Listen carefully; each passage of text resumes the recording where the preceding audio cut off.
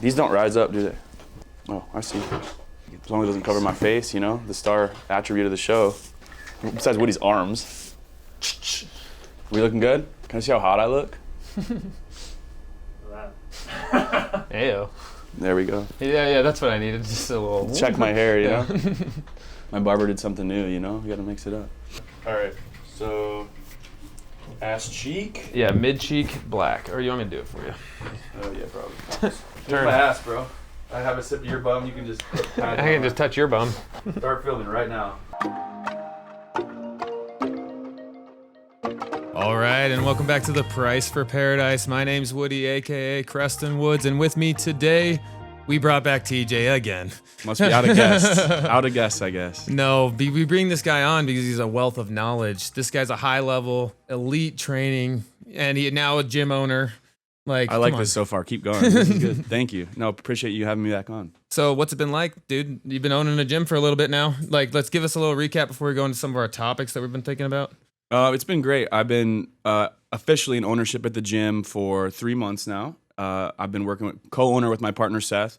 It's been really good. There's obviously challenges that you wouldn't anticipate when you sign up for something like that. Of course. But I always get to remind myself that this is, a blessing that I have, prayed for and wanted for a long time. And so now that it's in front of me, I'm going to appreciate it and be mindful of the moments I'm in it.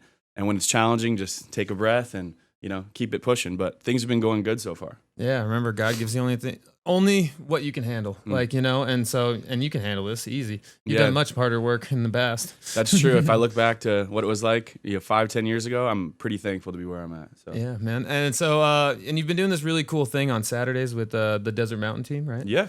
And so you actually work with them a lot. Yep, I coach Desert Mountain High School football. I'm a running back coach, and I help with returners. I've been enjoying it. This is my second year doing it, but every Saturday after games, they come in to see me at our facility, do recovery. They do cold tub, game ready. If you don't know what that is, it's like circulation and ice. It's really nice. Compression therapy, cupping, scraping, stretching, you name it. But we get to utilize some of our facilities' cool, equipment we have and make sure they're ready for their next game. Yeah, how's Desert Mountain playing this year? We've been playing pretty well. I think we have a lot more to do. We have high standards there. It all starts with our head coach and trickles down through the staff. But we're 7-1. We have a game tonight against a good opponent. So, just keep your eyes on us. We should be pretty good. We're a young team, and we got a lot more to accomplish. And owning like a sports performance training gym, is high school's like your bread and butter, right? Like that's like the most amount of athletes you're gonna get. That's like the kids that try the hardest, the kids that need to go to the next, trying to get to the next level. Absolutely, because you have the balance of those are the kids that want to go to college or they want to perform well in their sport in high school. The big challenges with that is that once you're done with high school, the kids who don't play sports, what happens to them as clients? You lose them. So That's a big turnover and challenge in sports performance where people think it sounds really fun to own a sports performance gym and do athletic training because it's so exciting. Well, you have to have a constant flow of clients. And so that's why connecting with programs and maybe getting more with the middle schools as a pipeline as these kids get older is a good, technique that we've seen some good benefits from. Because I remember all your old athletes like Mitch Nay and some of those other guys that they've been with you for a long time, and then they actually stayed with you for a little bit longer after too, right? Because they just liked being with you and being an athlete. And then as life comes on and you're not an athlete anymore, and you go to school, like Mitch, for example, he was a professional baseball player, first round draft pick. As his baseball career ended, now he's going to school. Now he's working for multiple businesses, and he's working on his own fitness. So now he's a lazy bum. He doesn't come see me. But, no, it's a big challenge, but it's nice. You create a lot of cool relationships. And that's interesting. You brought up his path after being an athlete. Mm-hmm. And so what would you say to the athletes that are in it now? Because it is super important to be a student too, because after you finished your career and whatever sport you play and whatever got you to college, you're going to have to go back into real life. Mm-hmm. And you're going to have to go get a job. You're going to have to go, provide for your family. I think education, not going to school, would be the way I'd say to think about it. Education. If I look at, I don't want to knock on colleges or professors or think this is a don't go to college message. But truthfully, if you look at a lot of college, a lot of those kids are going to classes with professors that have never been a professional in their field. And if that's what you want to be, it's probably better to learn from someone that is a professional in their field. Find a mentor. Or find a mentor, go to courses. I've spent a lot of money on courses and learned a lot more than I did in my first years of college. That's for sure. Yeah, certifications do way more. Yeah, it's depending Especially on which ones. depending on which one. I'm a critic, but yeah, I would say focus on education. And when I say that, it's not getting the cert behind your name, but understanding the information. Yeah, and definitely. and absorbing it, not regurgitating and memorizing, but understand concepts and learn how to apply them to the field you want to be in. And a mentor is the best way, I think, to bridge that, make it easy to transition. And you have a mentee right now, don't you? Yeah, Or a so couple? I have my intern Ruby, and so Ruby wants to be a naturopath, and I do Cool. a lot of all over the place health stuff with like the newbie and being training, and my clients are cancer patients, general pop. We got like this whole spectrum all the way up to some athletes too, and it is so nice to teach like and to but I see her getting so much knowledge and so much information so much faster than she would have ever Help skip some of the challenging steps that you probably had to take to get to that point. this is all my knowledge condensed down and I'm just giving it to her like right here you go, like Hey, it's smart. It's a good way to do it. I've already shouted out my main mentor, Scott Benson, on here before, but a lot of his concepts I carry into what I do now. And I've gotten a little more creative with how I like to put my spin on it. And I talked to him a couple of weeks ago, and we chat more as, I wouldn't say peers, but it's cool to be able to actually give back some information that hopefully has worked for me that he can use. Yeah. It's really cool to see that come that full respect circle. back. I hope, yeah, I think so. Yeah, it's been really nice to see that kind of transition the longer I've been doing it. And for any like athletes that already have this like pre-built-in certification for fitness and health, like what would you tell someone going into training or going into the health space if they're already an athlete? Like If they're already an athlete, Yeah. you have an advantage from the mental aspect of it, from the competitive side, but depends what field you want to get into. If you're going to get into fitness in general, you're probably not going to be working with people that have as much drive as you did for your sport. And that's something I run into with my balance of general pop training versus athletes. And even to the point of athletes that say they want to be professionals or are Division I prospects compared to athletes that want to enjoy their high school career. You kind of have to approach it differently. I'm definitely hardest on the ones that want to be professionals, but I have to check myself when I'm with, regular, stay-at-home mom who just wants to be in shape and live healthy for her kids. Can't really get after her to the same degree. So there's a lot of elements of what do you want to go into, and you can treat everyone within the standard, of course, but there's different ways to approach each athlete or each client. And the availability to be training all athletes all the time is so slim. Like I got into training Yeah. at first and I thought, I was going to work with like, teams and things and all this stuff. And I was like, well, I got to get some clients first. And then I started going general pop and I really enjoy what I can do for these people. And I'm not saying like, I found that this was more my niche than going into the athletes. Now I love working with athletes. They're Yeah, great, but absolutely. they're easy clients, but it is, not the reality. If you get into training as going into it at first, 80% of the clients out there, 90% of the clients out there are not athletes, right? And so then most of them need that more than the Yeah, athletes. sorry to interrupt you there.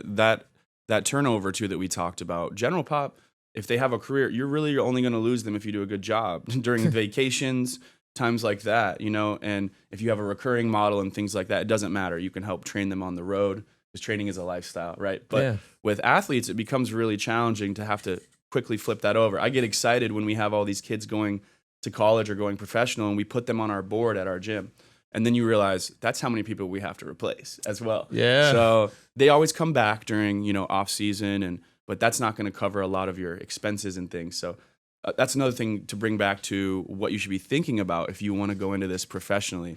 There's a lot more to it than you imagine than all the exciting things you see on Instagram or, I'm working with all these hardworking kids.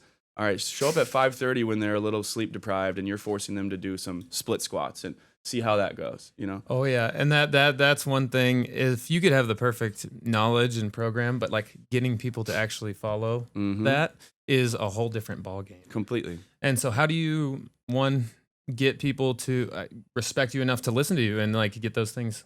We've talked about it before, but there's a couple elements. I think meeting them at their level and communicating with them directly, making sure you get input from them. It's not just talking at them. As well as coaching them one level above their current understanding. I always try to approach it from that philosophy that, okay, this is where they are. How can I communicate one level above to help them? And then on the second side of respect, have you done it or are you still doing it? And that's big for me. And I was know gonna for bring you that up too. because I see you like racing the kids and like smoking them and like not letting them win because like honestly Yeah. that failure against you is gonna get them closer to that winning on the field. Yeah, and I think if they respect my knowledge, that's one thing. But then if they see me apply it against them, and this 32-year-old man is Solidifies. still, out here competing with me and is kind of built the way I want to be or towards the way I want to be, then I'm going to listen more. And I see that from kids. I can feel it when I'm communicating with them. Or if I'm like demonstrating, I want you to do this on your power clean, and I do exactly what I'm talking about. It really helps them see it and go, okay, so I'm going to listen to what he says. This guy knows what he's talking about intuitively. And I don't want it to sound like an arrogant thing. This is years and years of sharpening the axe, sharpening the tool.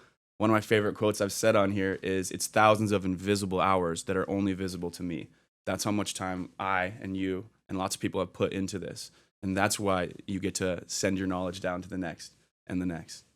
I love it. I love it. And then we'll take it off of training into the nutrition of athletes. So like, what do you recommend to like some of these high school athletes that are eating and, they eat McDonald's, they eat whatever. They just like need to fill their bodies and they have such a high caloric load that it actually like they need to scarf down a lot of food. It's just, how do you get them quality food? Like, are there recommendations that you would do? Yeah, we could go all day on this. I'm big on being natural, and I'm big on non-processed as much as possible. But there's a balance to it where if you have a kid that just finished a tournament and the only thing available is In-N-Out, or if they have a wrestling match and they have a little break and all they have is Snickers at the event, then that's probably better to get those calories in and get some food and get some nutrition, even if you're going to deal with a little inflammation and processed food. Quantity is priority to quality in the sense of being an athlete, because you can't, if you don't put gas in your car, it won't go anywhere. Exactly. And I get into arguments with people about this all the time, but my main contention is that we need to fix our system of what's available. Like, if you look at American food in general, we could go all day on that. It's become normalized for kids to be like, it's not that bad. I had In-N-Out, which, okay, I'll eat In-N-Out, don't get me wrong. But if you want to optimize everything, I would say clean food, not processed, organic, and available. Like, we don't have it available at tournaments. You don't see that. And I'll do a little plug Hot here. dog stand. A little preview here. I talked to a friend of mine yesterday, and he and his wife are going to start a company where they are, providing nutritional foods at tournaments, little packages you can pre-order for the tournaments, and they'll be affiliated with those organizations. Same with teams. Genius. It's brilliant. And I don't want to give away their whole idea before they run it out, but I think it's an awesome idea, and it kind of points to what we're talking about, where those are my recommendations, and stay at a high protein intake, because you're breaking down that muscle all the time. Yeah. And, each athlete's different. If you're a O-lineman that is a little too fat and you need to lose a little bit, you're going to have a different prescription from me than, say, my beach volleyball girl, Lauren, who is 118 pounds and plays volleyball non-stop, So it's different depending on your athlete and your client. And the skill, right? Facts. Like, some sports, burn a lot more calories than others. Baseball versus triathlon. Triathlon burns thousands of more, but baseball was definitely a mental focus difference. And so, absolutely. And it's a war of attrition. It lasts for a long, long time, long seasons, long games, double headers. So just getting that nutrition is huge. It's one of the key components, obviously, to performance. And so I want to kind of go off of what TJ's saying about nutrition. And I know you guys are going to all eat fast food and you guys are all going to do these things, but go to Chipotle, get double meat, get rice, beans, and find a way to at least get that protein number up and then get that calorie number up to a level that you can perform at your best. And yes, there are worse fast foods than other fast foods too. I recommend, I do lots of Chipotle myself because it's easy. It's rice, beans, chicken, steak, and a tortilla. The worst thing's probably the tortilla. And then everything else is pretty manageable. I mean, now, if you could make that yourself, ideal. But, I know you guys are not gonna. And it's convenience at times. And that's why I push protein shakes. And, I have specific ones I recommend. But I push protein shakes because of convenience. Obviously, a whole food would be better post-workout. But as far as if I can't get that in the 30 minutes, so I'm either going to not eat or I'm going to have a shake, have the shake. On your way to class, in the middle of the day. That way we're, keeping that caloric number where we want it to be and getting the right nutrient-dense foods in. I think a lot of people demonize shakes, and they're probably the healthiest of processed foods. If you're going to pick number one processed food, whey protein shake. Like least amount of calories, most very absorbable, and get you up to your protein number pretty quickly, and is not very satiating to where you like if you don't have an appetite, hungry. you can eat it. Yeah. Right. And so I'll do a little plug here. If you actually want information on a protein that I recommend, I couldn't take whey protein without feeling sick. There's one I recommend and use all the time. If you really want to find out about it, message me. So what I'll proteins do you take then? I like Formula One from First Form. They do a slow, low temperature process. It's basically like a giant sifter because most people that don't know, whey protein comes from eggs and milk. So the way they extract that is usually with high heat and or chemicals, and some of the denatures it. Yeah, I was gonna say denatures the protein, right? And so you're not gonna get 100% of the 28 grams that's in your protein shake, right? You're only gonna get a fraction of that because of the denaturing. No one wants to work their ass off in the morning at 6 a.m., take a shake because they know it's what they're supposed to do, and then go to work with bubble guts all day, So if you're one of those people, just hit me up. I'll help you out. I'll send you a link. And speaking of digestive issues, say some athletes are having digestive issues, what do you recommend to them to help with that? I usually just do an audit of what they're eating, and usually it does not take long to discover what needs to change. Yeah, journal your food, guys. You can see what you're doing wrong most of the time. But once again, doing this, creating a referral network is important. So I have a doctor of nutrition that I love working with. I actually train her. Her name's Dr. Emily. I used to work with her here. She has her CSCS. She's a really bright woman. Might be a professor here in the near days, but I'd rather send someone to her who can really break down and help their issue. Same way that if someone's asking her about sports performance, I would expect her to send them to me so we can fast track and help them the best we can. She was the girl that was doing the study on fermented whey. Yep, still doing it. So if you want to jump in on that, I know she needs more participants. I hear about it quite a bit, and then I won't have to do it. So if you're interested in that, they even pay you a little money, but you can find out. I think they do VO2 max, or I'll let her talk about that. But yeah, we should get her on here next. Do it. Good idea. All right. So any topics that are off the top of the mind first today? Kind of going with how we talk about athletes optimizing their nutrition. Optimizing their training is crucial as well. I always have people ask me about splits and how they split up their exercises and their workouts and how we program. And I could go for an entire podcast on this alone. So trying to get a Spark Notes version of it. First thing I would ask them based on their goals is how many days a week are you available to train? And then we're going to break that down based on their goal. So if you have a goal that's in 3 months, you have an event you want to do, you want to look good for a wedding, you want to whatever normal people want. We'll go off that goal, and then how many days are we realistically available to hit without missing, where we won't miss. And then the next thing that I look at is frequency. So if you're like, I can go Monday, Tuesday, Wednesday, Thursday, but Friday, Saturday, Sunday, I'm off. I try to split that up more because of frequency. Yeah, that's something that a lot of people don't think about, and I think that's one of the keys in programming. Is say you do a jump right on Monday. If you don't jump again until the next Monday, it's gonna feel kind of shitty when you get back in on Monday. Yeah, you need to prep it. Yeah, you need to activate those muscles. So every 72 hours, your muscles start going the other way. And so if you don't activate them, you use it or lose it system. So we're gonna atrophy a little bit because you don't need it. And neurologically speaking, you not doing that task and running that through your brain and that movement pattern, you start to lose your ability to do it so cleanly and quickly. So I'm not saying do it every day. That's not optimal either because of not intensely either, right. But frequency over intensity. And when we get into the nitty gritty with that, if you're talking jumping or sprints, more is not always better. If that was the case, coaching would be the easiest thing ever. But just keep going. Just keep going. Just jump every day as hard as you can. So even doing a Monday plyo workout, your power output at a certain point, your rate of force is gonna drop. And I have an example from yesterday. We had overspeed training. We have bungees where basically one person will be hooked up. Woody and I would be hooked up. Woody, yes, let's demo it. Woody's way out in front.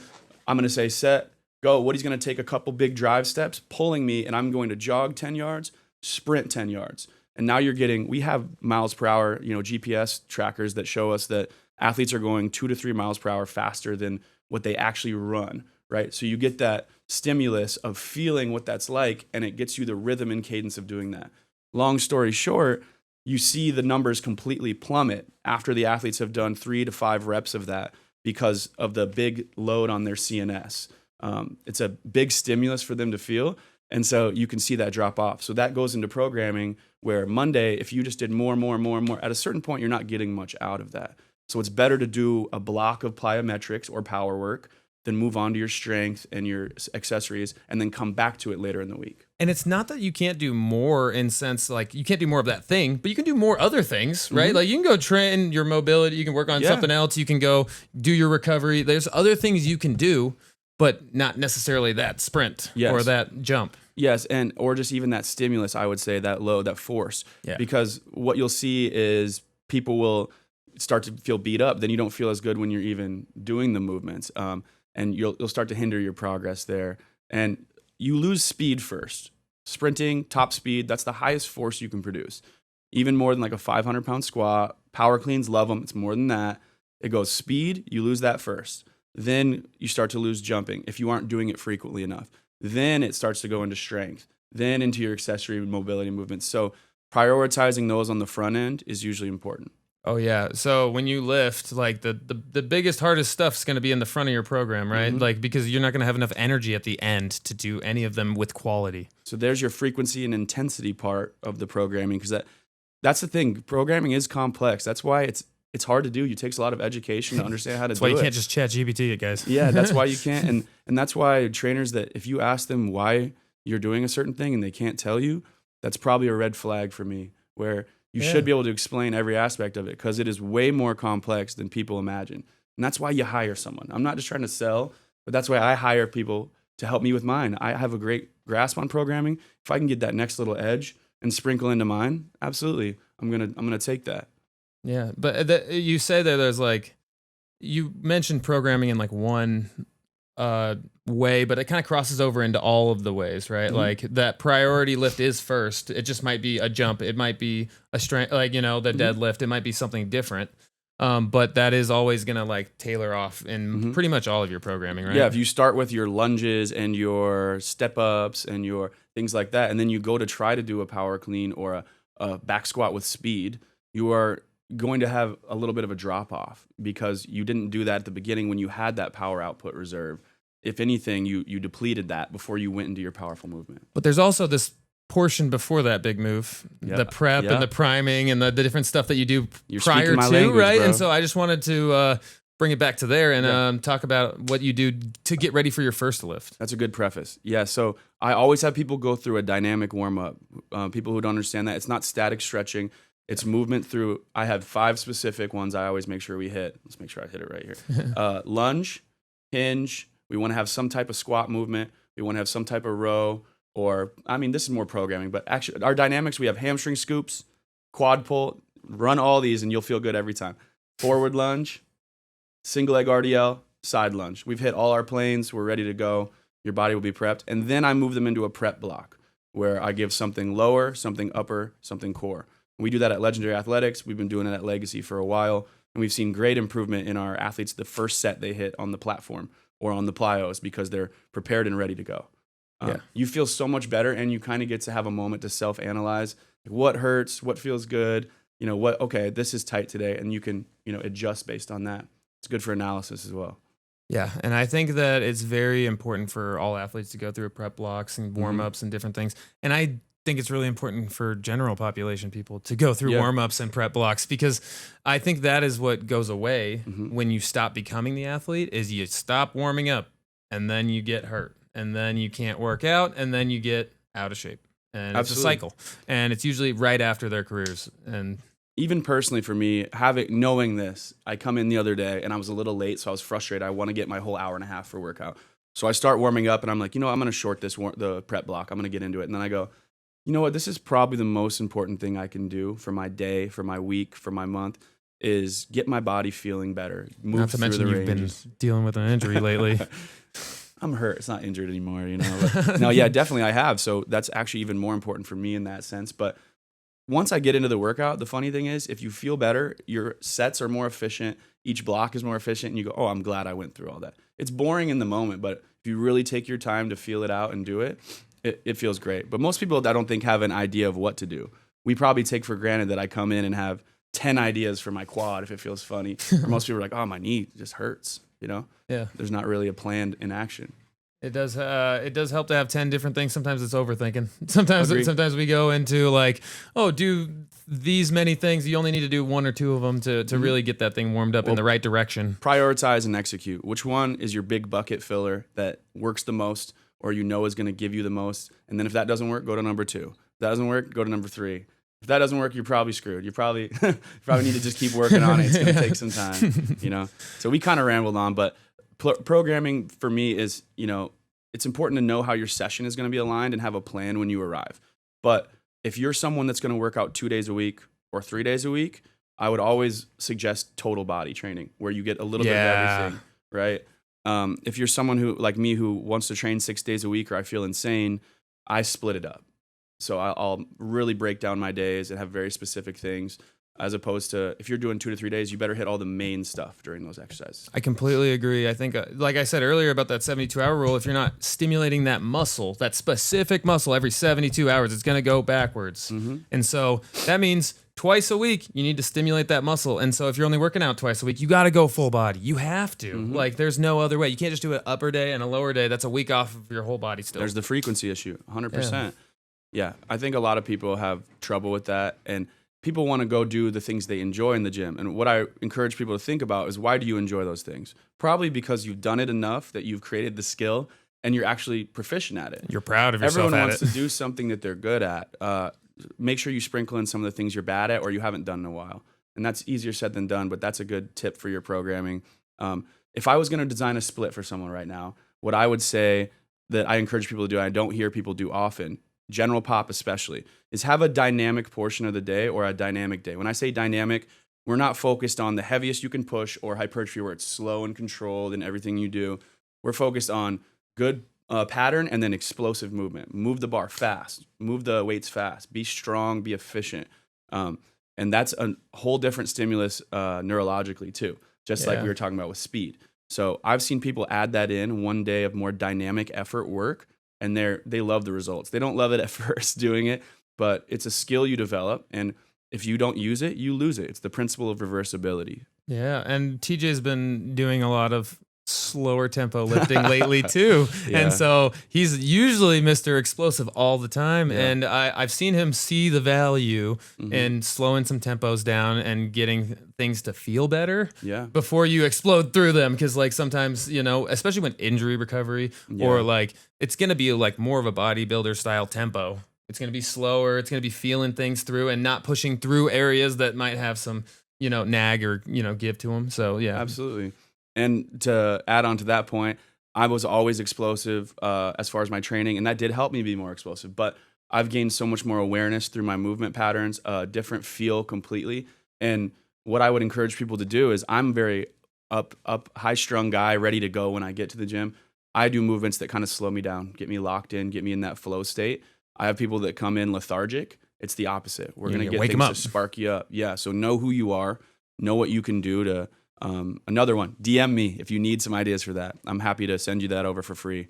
Don't be surprised if we get into a sales call after that. But no, I'm happy to help out with that, because I think more people need to implement strategic warm-ups and ways to get into their lifts and their workouts. You keep mentioning speed, and it's exciting because, like, you know, speed is like explosive. It's one of those things that we all want to be better at, is like, how do we get faster, TJ? And so, like, I know you do speed days throughout the week with your guys and stuff like that. So talk to me about speed. First one is frequency. You need to do it enough, right? We do 2 speed days a week. I know a lot of these kids are getting somewhat speed training at their practices, but if you do not run top speed or work positions, you are not actually doing speed work. You're just running, right? And there's very few times that it's max effort speed in a game in any sport. Yeah. You might think it is, but it's really not the same.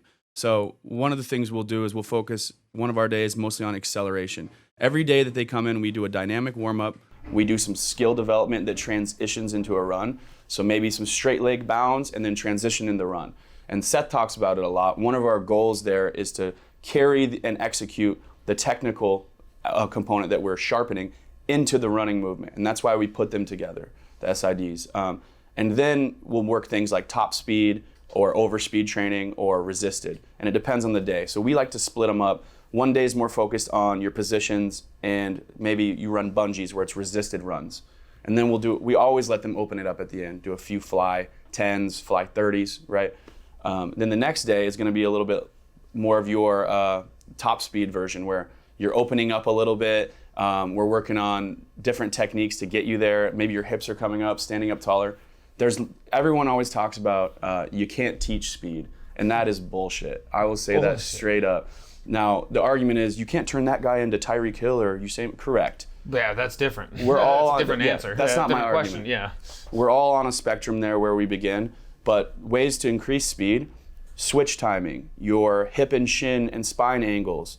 Are we squatting down when we're running? Are we extending through the back? Is our ankle in the right position? Are we landing in front of our hips? I could go for days. Do you have any examples of like a really slow person that got decently fast? We have, with Legendary, we have so many kids that haven't. We have our leaderboard. I could pull it up right now. I don't even remember how many kids are over 20 miles an hour. Most of them start around 17, 18. So that's a big improvement. That's huge. There'd be too many to list. But like Seth's numbers at Legendary, I was very skeptical of them because they were so high, the miles per hour, that I'm like, he has to be rigging it somehow. So he invited me to come out and run, and I witnessed it and ran with the kids. And I realized they're getting real results. But it's because they implement a lot of those things that we just talked about. I was doing speed training at the same field as them, just across the field for a while. So now it's funny, we've transitioned our two speed programs together. And he's had a lot of success with kids, implementing those things. When you're programming it it's only in like 10, 30-yard increments. People think that like the speed training is going to be like a 100-meter dash. Mm-hmm. And it's not, never, ever. Yeah. We do open it up to 60s. We open it up to 60s usually. Because baseball players run about 60. And we might run 110s, but that's going to be more the conditioning aspect. Yeah. So we have our football guys test 40s and our baseball test 60s. Because that's what they test, if you don't know, for getting recruited and scouted. But yeah, and another thing is rest time. We don't want you to sprint, hit your rep, hustle back and go again. At that point, you're conditioning and you haven't let your energy system replenish. TJ's always yelling at me for not taking any break time in between sets. Not any break time, for taking no break running, time. Yeah, 0 break time. Yeah. Who needs it? I got endurance. Yeah, and that's why I run a mile with you and hate it.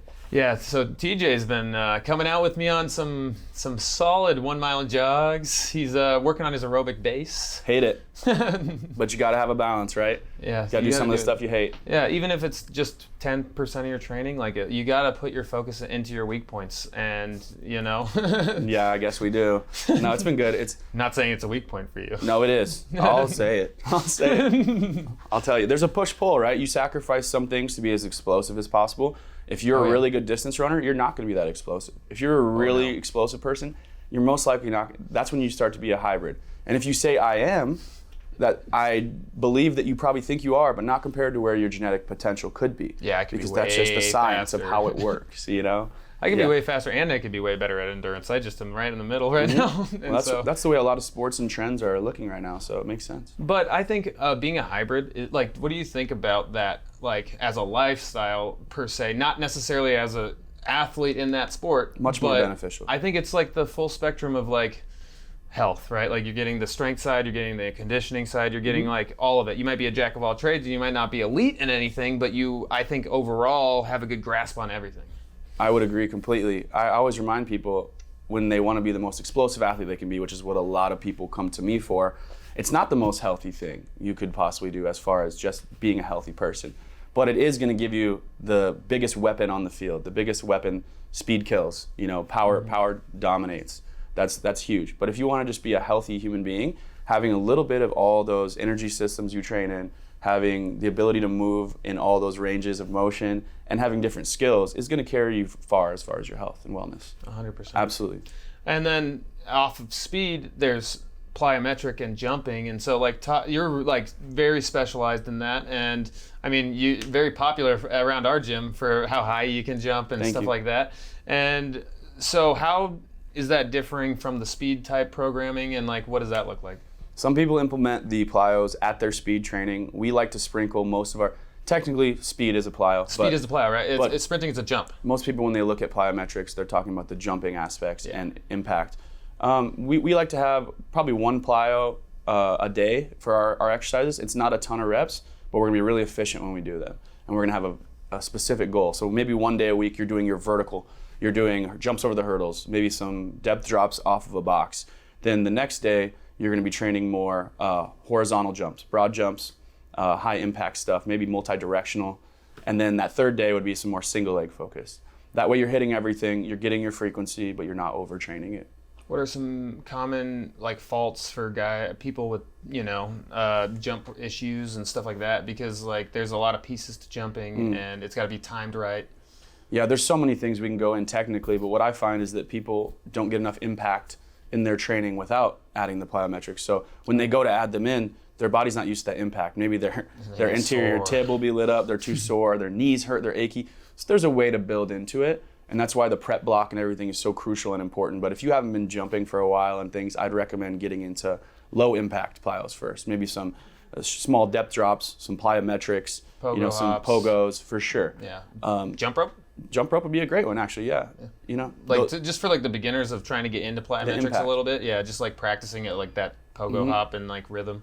But it's very technical, and that's why I think it's so important to have a coach. When I push a lot of my Gen Pop people to jump. I don't tell them that when we're selling a program and things because they would fight back. But once we get in the gym and I just have them start doing it, you can see their confidence start to rise. I have one woman I train that I've really helped change her opinion on impact. And she's awesome, but she really fought it. She's like, why do I need to do this? But everything has improved for her when she started handling more impact, even if she doesn't enjoy it. And she's getting much better at it very quickly. So the technique's important, right, to help people feel confident in doing it. And there's a lot more to it than people think. All right, TJ. So let's talk a little bit about like the mental side of training, because we've talked a lot about like the programming, the speed, the plyometric. But like, what do you tell those people who don't like mentally have it there that day, or like how do you get them out of the funk, or like believing they can do something? What do you do for that? A good start for that would be don't give your emotions a choice. Don't give your feelings an option. It's discipline. Discipline is going to win no matter what, because emotions are fleeting, feelings are fleeting. You're not going to want to come in every day. No, and I've never met someone that's come in, not wanting to work out, actually did the workout and regretted it. You After never the workout, you're a completely different person. It's a state change. Mm-hmm. That's why mentality-wise, it helps to have a plan. It's clearly laid out. You don't have to think a bunch when you're not feeling creative.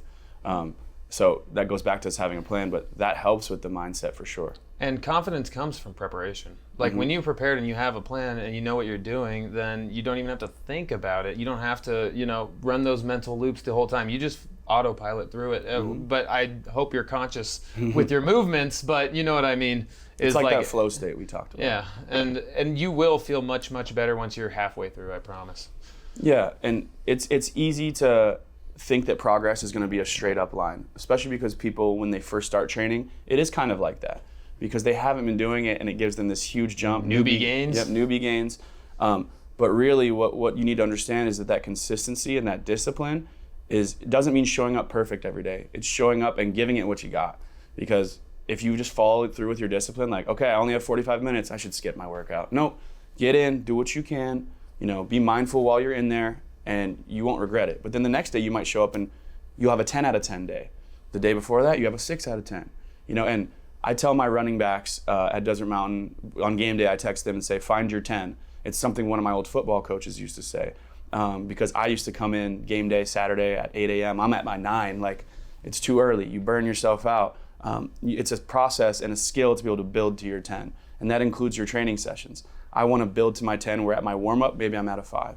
Maybe during my prep block, I'm at a 6 or 7. Block 1, I'm hitting 9 or 10. I'm starting to be in that mode. Yeah, and it's important to assess where you're at, and you're not going to get to your 10 every day, but your goal is to find your 10. Yeah, find your 10. Mm-hmm. I like it. And talking about like, what is like your best self? Like, are you ever gonna have your best self like every day, any day? Like, it's so hard to do that. Like, you're always gonna have a nick and a pain, and like training is always gonna have those little pieces to it. And so, like, not letting that discourage you from continuing on through you're gonna have shin pain, you're gonna have ankle pain, you're gonna have foot pain. Like, these things are gonna happen, and then you have to learn how to deal with them and continue moving. There's a difference between being hurt and injured, as well as being sore is not an indicator that you need to stop or that it was good or that it was bad. Being sore is just what it is. When you get to the highest levels of athletics, you are sore your entire career. You might feel better some days, And I honestly think most people just get used to it and gain a capacity for it. And it's like boxers, okay? If I went in, I haven't hit a bag in forever. If I went in and started hitting a bag, my hands would hurt, like when I go catch footballs, and I haven't for a couple weeks. But if I'm in that element of doing that all the time, it feels like nothing. Your body Fighters don't recovers feel it. fast because it knows like, hey, I'm doing leg day today, and I do it twice a week, and it's just like the day before, your body's getting ready and prepared. You have that stimulus. And we encourage our athletes to train the day of a game, the day before a game. Obviously, it's not the same as their full training program, but this is another point to the mindset of we're keeping that frequency up, we're keeping that stimulus up, and it helps you toughen. And your preparation, then you go in with a high level of confidence.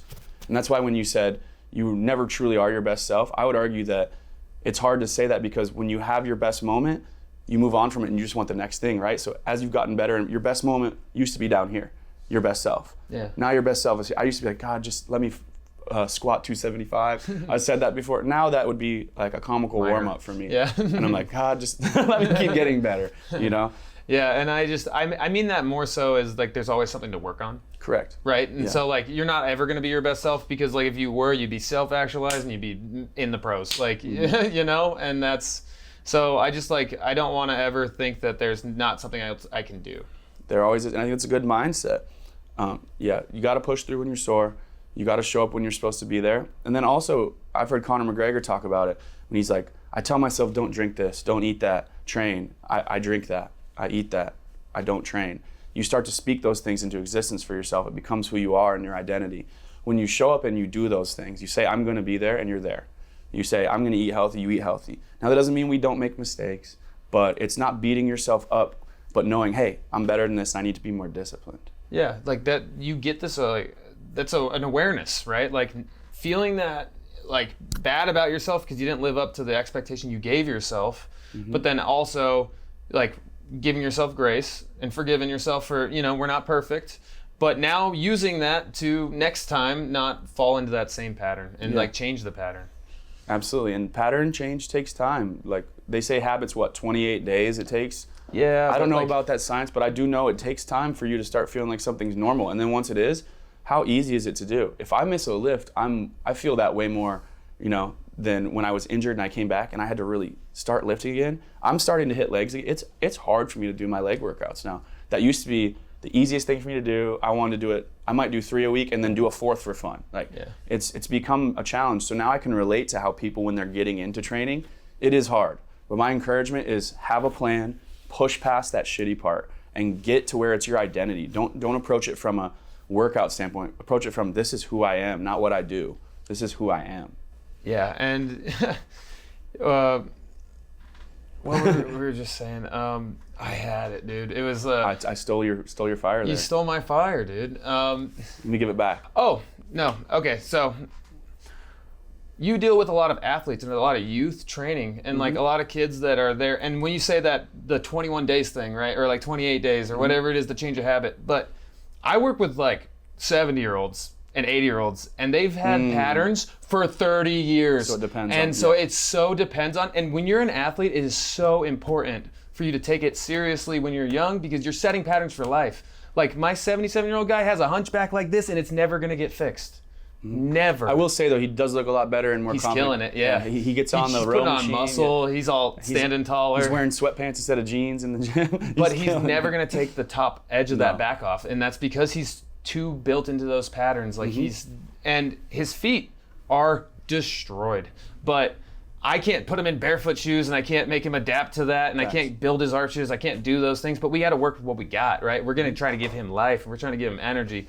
But it's really important for athletes. Like when they're, you know, that's not just like your athletic background. That's your patterns for life. Yep, and that's why with kids, it's a lot easier to mold those jump techniques and the sprint techniques. Obviously, they're a little goofy. Sometimes they're like baby giraffes figuring their body out. But you can mold before they have a bunch of habits that they've created and they've been doing for 70, 50, 40, 30 years. And when you get adults, it's a little more challenging, right? Yeah.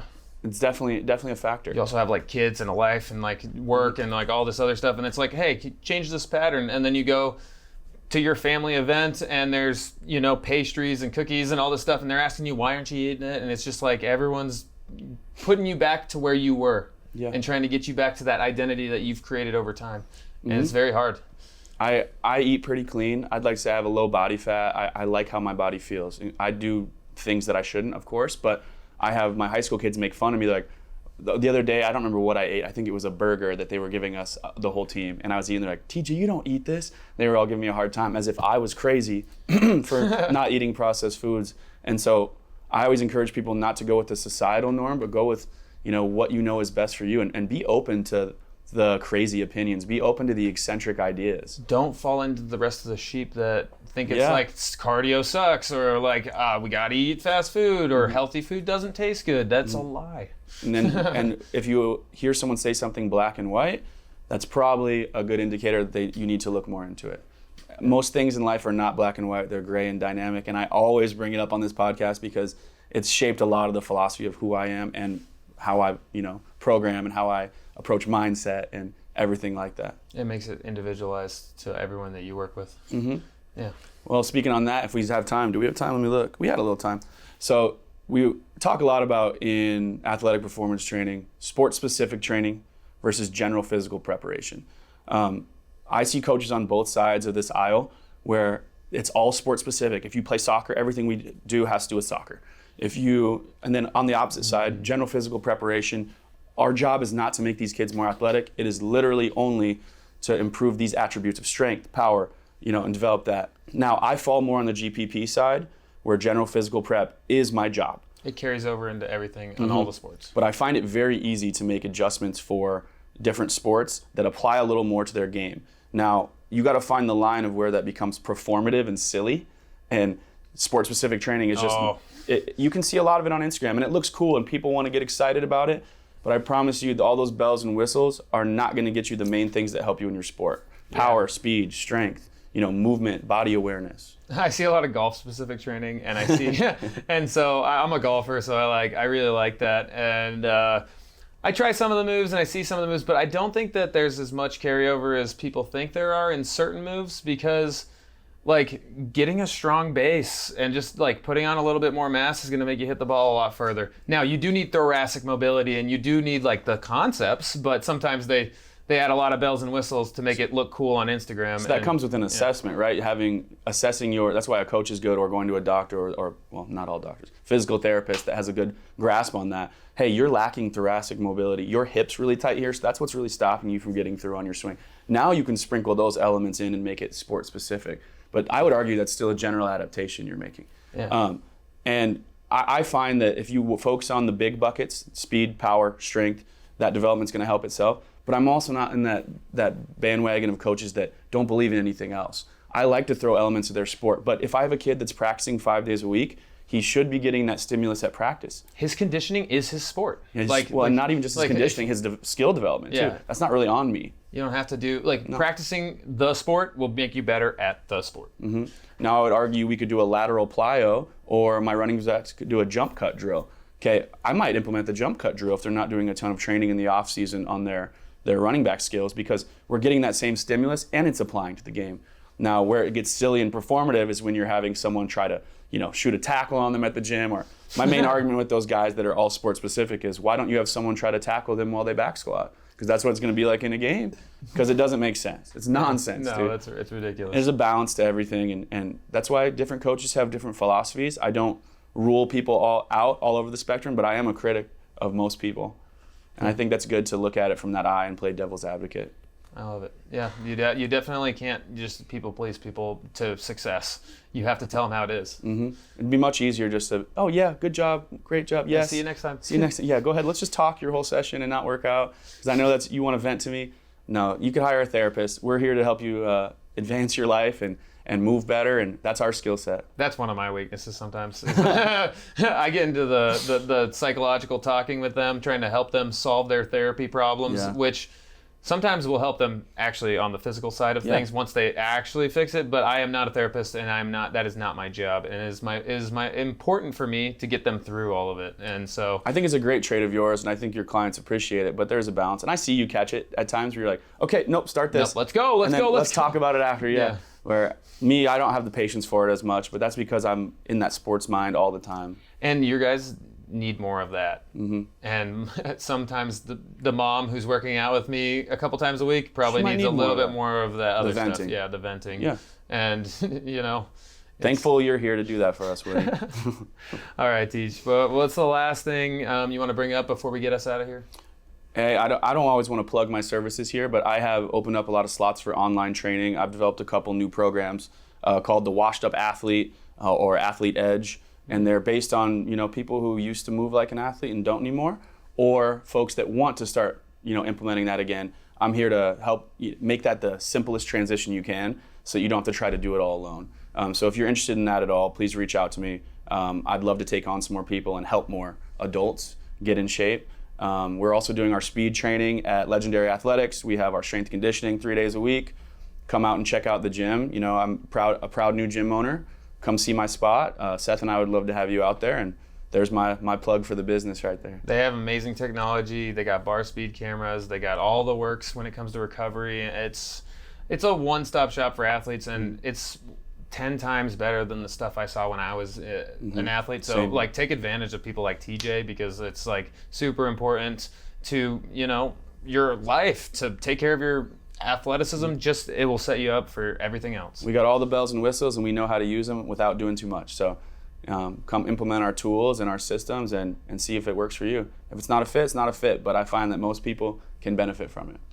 I love it. Thanks, man. And guys, we'll catch you guys next week on the Price for Paradise. My name's Woody, and aloha. Aloha.